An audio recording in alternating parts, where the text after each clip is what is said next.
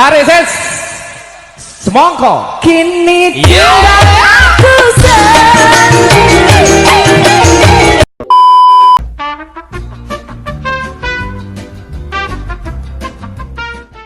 Assalamualaikum warahmatullahi wabarakatuh. Kami dari kelompok 2 yang membahas tentang isu sosial dan etika dalam sistem informasi. Anggota kelompok kami terdiri dari saya, Rizky Saprasetya, Syahrul, Doni, Nadia, Putri, Fuad, Fitria, dan Nur Arif. Isu sosial dan etika dalam sistem informasi. Pengertian etika. Etika yaitu merujuk pada sebuah prinsip benar dan salah yang digunakan seorang untuk bertindak sebagai pelaku moral yang bebas, yang digunakan dalam membuat keputusan sebagai pedoman perilaku sistem. Yang selanjutnya yaitu 5 dimensi moral era informasi. Di antaranya yang pertama yaitu hak dan kewajiban informasi, yaitu yang berkaitan dengan perlindungan informasi privasi, seorang individu dengan tidak mencampuri atau membatasi kebebasan individu tersebut dengan mencari informasi seperti data-data melalui teknologi tanpa seizin dan sepengetahuan individu yang bersangkutan. Yang kedua yaitu kepemilikan hak dan kewajiban. Nah, itu dengan perlindungan kekayaan dan intelektual pribadi, yaitu kekayaan intelektual sebagai kekayaan yang tidak berwujud yang diciptakan oleh seorang individu atau organisasi. Dengan adanya teknologi informasi, membuat perlindungan terhadap kekayaan intelektual sulit dilakukan, karena informasi yang terkomputerisasi dapat dengan mudah mengadakan atau mendistribusikan pada jaringan yang luas jangkauannya. Yang selanjutnya yaitu 3. Akuntabilitas dan pengendalian berkaitan dengan undang-undang privasi individu, di mana teknologi informasi baru yang membawa tantangan bagi undang-undang liabilitas dan dalam praktik sosial untuk menuntut tanggung jawab perorangan dan organisasi atas bahaya-bahaya yang terjadi dari informasi individu serta hak-hak pribadi. Yang selanjutnya yaitu kualitas sistem berkaitan dengan standar kualitas sistem data yang harus dipenuhi untuk menghindari kesalahan dari sistem yang diterapkan untuk melindungi dan dalam suatu perusahaan agar tidak menyebabkan kekacauan dan kerugian dalam bisnis. Yang terakhir yaitu kualitas hidup. Komputer dan teknologi mungkin dapat merusak elemen yang berharga dari kebudayaan yang ada di dalam masyarakat. Meskipun di sisi lain juga dapat memberikan manfaat bagi kehidupan, seperti kasus nih, internet yang bisa menjadi teman atau musuh bagi anak-anak. Dan juga segi positif, internet menawarkan begitu banyak hal-hal kepada kita, seperti menggunakan internet untuk tugas sekolah, mengirim email untuk teman-temannya yang jauh. Jadi seperti itu. Yang selanjutnya adalah etika dalam masyarakat sistem informasi. Ada 3 konsep dasar etika dalam masyarakat sistem informasi ini. Yang pertama adalah tanggung jawab. Tanggung jawab adalah sebuah elemen yang paling penting dari sebuah tindakan etika. Tanggung jawab ini berarti orang atau pelaku yang melakukan tindakan harus siap menerima semua biaya, tugas, dan kewajiban yang akan muncul sebagai konsekuensi dari tindakan yang diambil tadi. Yang kedua adalah akuntabilitas. Akuntabilitas adalah ciri-ciri dari sistem dan institusi sosial yang berarti ada mekanisme yang menentukan siapa yang akan mengambil tindakan dan siapa yang akan bertanggung jawab atas tindakan yang diambil tadi. Yang ketiga adalah liabilitas. Liabilitas adalah perluasan dari konsep tanggung jawab tadi. Liabilitas ini adalah ciri-ciri dari sistem politik di mana suatu badan hukum mengambil peranan yang memberi izin kepada individu untuk memperbaiki kerugian yang disebabkan oleh pelaku, sistem, atau organisasi lain. Kemudian yang selanjutnya adalah analisis etika. Yang pertama, mengidentifikasi dan menggambarkan fakta secara jelas. Maksudnya, kita harus menemukan siapa yang akan melakukan sebuah tindakan dan untuk apa tindakan tersebut dilakukan. Yang kedua, mendefinisikan konflik atau dilema dan mengidentifikasi nilai-nilai yang lebih tinggi yang terlibat. Nilai-nilai yang lebih tinggi yang terlibat ini seperti kebebasan, privasi, perlindungan hak, dan sistem perdagangan bebas.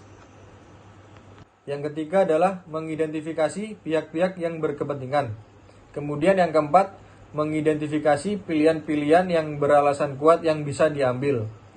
Kita harus memilih pilihan yang memiliki alasan kuat atau pilihan yang terbaik dari pilihan yang lain yang bisa kita ambil, karena tidak semua pilihan itu bisa memuaskan semua pihak, walaupun semua pilihan itu memiliki konsekuensi.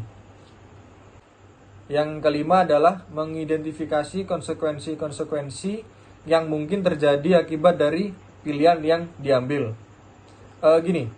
Beberapa pilihan itu mungkin benar secara etika, namun bisa saja malah membawa masalah dari sudut pandang yang lain. Suatu pilihan itu mungkin bisa menyelesaikan suatu kasus, tapi belum tentu bisa dalam kasus yang lain. Jadi kita harus memikirkan secara matang konsekuensi apa yang mungkin terjadi akibat dari tindakan yang kita ambil, sehingga kita bisa mengatasi konsekuensi tersebut dan meminimalisir adanya masalah lain akibat dari tindakan yang kita ambil tersebut. Saya Nadia Tabrina, NIM 181012. Saya akan menjelaskan tentang prinsip etika. Adapun beberapa prinsip etika di dalam kebudayaan di beberapa sejarah, antara lain yang pertama, perlakukan orang lain seperti apa yang Anda harapkan dari orang lain. Yang kedua, jika sebuah tindakan tidak baik dilakukan semua orang, berarti tindakan tersebut tidak baik dilakukan oleh siapapun. Yang ketiga, jika sebuah tindakan tidak tepat dilakukan berulang-ulang, berarti tindakan tersebut tidak tepat untuk diambil. Yang keempat, ambil sebuah tindakan yang mencapai sebuah nilai yang lebih besar. Yang kelima, ambil sebuah tindakan yang dapat menghasilkan potensi bahaya atau biaya paling sedikit. Yang terakhir, asumsikan bahwa semua objek nyata atau tidak nyata yang dimiliki seseorang, kecuali jika ada pernyataan khusus yang lain. Selanjutnya, kode perilaku profesional.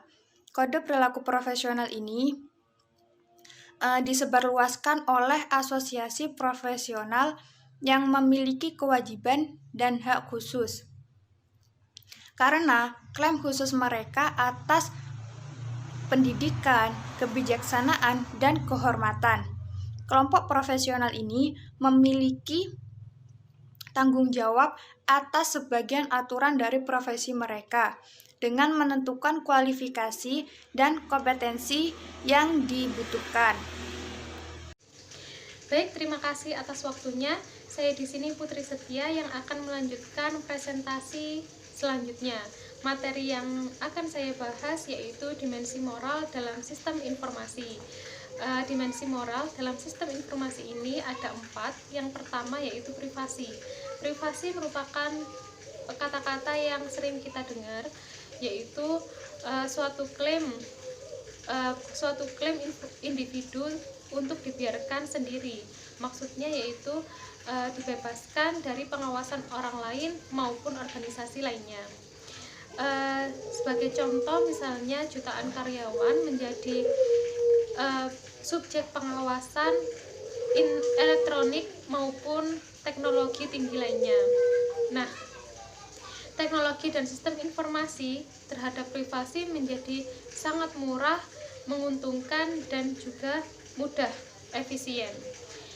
Yang kedua yaitu akurasi. Nah, akurasi merupakan faktor yang harus dipenuhi dalam sistem informasi, karena ketidakakurasian dalam sistem informasi akan menimbulkan kerugian dan juga membahayakan. Sebagai contoh, saya mempunyai sebuah kasus yaitu akibat kesalahan penghapusan nomor keamanan sosial yang dialami oleh Edna Krismeller. Akibatnya kartu asuransinya tidak bisa digunakan. Bahkan pemerintah menarik kembali cek pensiun sebesar $672. Nah, yang ketiga yaitu mengenai properti. Nah, sistem informasi yang kontemporer memiliki tantangan yang berat dalam sistem informasi, dalam undang-undang maupun praktek yang ada, serta melindungi kekayaan intelektual. Teknologi informasi telah membuat pelindungan kekayaan intelektual yang sulit dilakukan karena mengingat informasi yang terkomputerisasi menyebabkan begitu mudahnya untuk menggandakan maupun untuk mendistribusikan pada jaringan. Yang terakhir yaitu mengenai akses. Faktor dari masalah akses di sini yaitu pada penyedia akses untuk semua kalangan. Teknologi seharusnya mampu atau bisa untuk digunakan oleh semua orang, walaupun dengan orang yang mempunyai kekurangan. Nah, pada orang-orang tertentu atau kelompok orang-orang tertentu. Nah, di sini teknologi diharapkan bisa digunakan oleh semua kalangan, baik itu orang yang ahli menggunakan teknologi maupun yang tidak. Nah, di sini saya memberi contoh untuk mendukung pengaksesan informasi web bagi orang buta. The Productivity Works menyediakan web browser khusus diberi nama PW Web Speak. Nah, baik, itu dia materi yang saya sampaikan. Selanjutnya bisa dilanjutkan oleh teman saya. Terima kasih.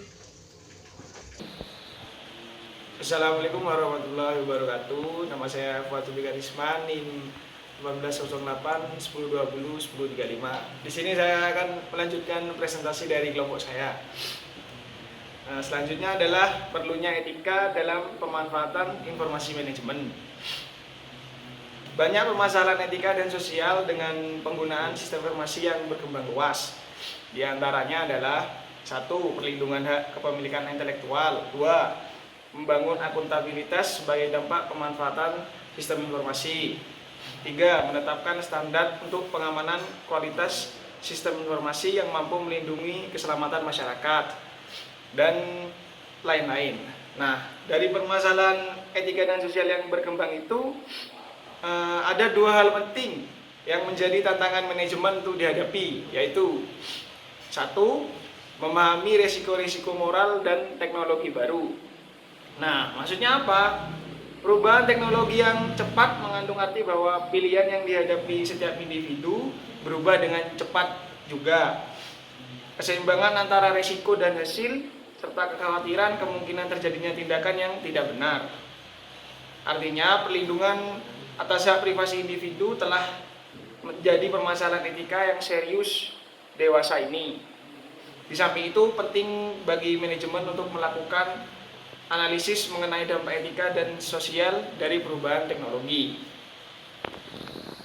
Mungkin tidak ada jawaban yang selalu tepat untuk bagaimana seharusnya perilaku, tetapi paling tidak ada perhatian atau manajemen tahu mengenai risiko moral dari teknologi baru. 2. Yang kedua adalah membangun kebijakan etika organisasi yang mencakup permasalahan etika dan sosial atas sistem informasi. Artinya di sini adalah manajemen bertanggung jawab untuk mengembangkan, melaksanakan, dan menjelaskan kebijakan etika organisasi. Ketika etika organisasi berkaitan dengan sistem informasi, meliputi antara lain 1.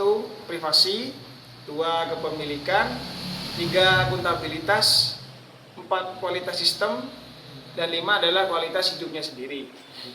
Nah, hal ini yang menjadi tantangan adalah bagaimana memberikan program pendidikan atau pelatihan, termasuk penerapan permasalahan kebijakan etika yang dibutuhkan sekarang ini. Sekian. Di sini saya akan menjelaskan tentang etika dalam sistem informasi manajemen, di mana di bidang teknologi informasi tentunya etika sangat penting digunakan, apalagi di era informasi seperti sekarang ini. Nah, para pelaku dunia IT seharusnya telah tahu etika-etika dalam penggunaan teknologi sistem informasi. Yang pertama, etika untuk pembuat teknologi informasi. Yang kedua, etika untuk pengelola teknologi informasi. Yang ketiga, etika untuk pengguna teknologi informasi. Nah, yang pertama, etika untuk pembuat teknologi informasi, yaitu di mana orang yang menciptakan teknologi informasi biasanya adalah lembaga besar dengan para ahli-ahli teknologi di beberapa bidang, namun tidak menutup kemungkinan dilakukan secara individu.